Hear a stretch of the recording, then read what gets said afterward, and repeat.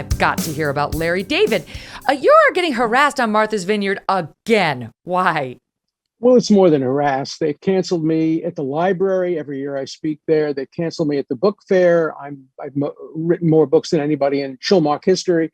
They've canceled me at the Jewish Center. Come on. All because I made this terrible mistake of doing what John Adams did, and that is defending somebody for an unconstitutional act, even though I voted against him. Yes, I defended the Constitution on behalf of Donald Trump. I'm very proud that I did that. I helped defeat an unconstitutional impeachment.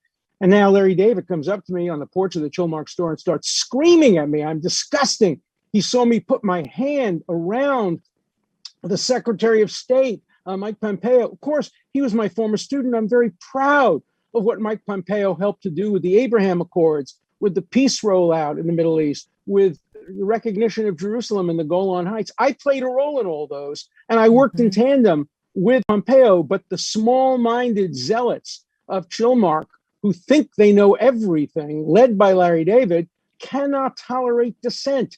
And it's the Larry Davids of the world that may cause the Democrats the next two elections. How could Larry David cause the Democrats the elections? I think people are sick and tired of cancel culture. They're sick and tired of Larry David and others like them on the extreme left telling people what they can think, what they can say, and what they can do.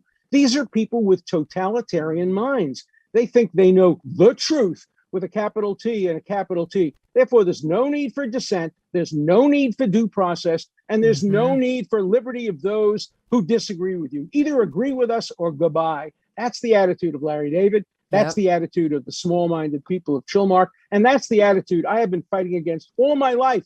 I started fighting against it in college, against McCarthyism. And now I'm going to continue to fight against the McCarthyism of the hard left. You have. I mean, you. If people don't doubt you, they should listen to our very first interview together on this podcast where we went through a lot of your cases. It's not like you were a huge believer in O.J. Simpson or necessarily Klaus von Bülow. No. You're a lawyer. Lawyers represent causes. They defend the Constitution. They represent the law. There's a place for them in our country, and Donald Trump won that case. But you know, the only other two cases I've ever done politically like this, I represented Alan Cranston, Democratic senator on the floor of the Senate. I helped to represent Bill Clinton, a Democrat. I've had 6 or 7 other cases in courts representing politicians, all of them Democrats. Yes. But finally, the principles that I believe in happened to come down on the side of a Republican who I voted against. And one of the small-minded people on the Vineyard, a doctor, once said to me, I can never talk to a Republican. I mean, that's the kind of intolerance. That's like Ben Affleck. You won't act across from a Republican. Used to debate. Yeah. Wait, you got to tell you. But I got to ask you this. Can you tell us what you did with Larry David? Because this is the best part of the story. What'd you do with your shirt? Well, I was wearing a shirt that I was going to give my friend whose kid just got into Harvard, and he never got into Harvard. And it said Harvard Law, just kidding. But under that shirt, I had a shirt my wife had made for me saying, it's the Constitution, stupid. So I took off my top shirt and I showed Larry David, it's the Constitution, stupid. I didn't say a word. But he walked away screaming and yelling. His face turned red. I thought he was going to have a stroke.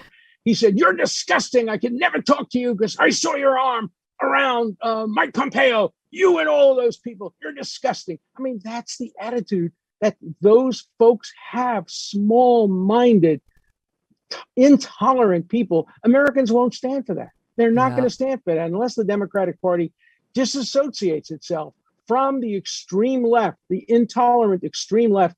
They're going to start losing. Yeah, that's right. Donald Trump, he was impeached, but he was not convicted. And, you know, you stood up for your principles, irrespective of whether you voted for that candidate, which you've been very open about the fact that you haven't.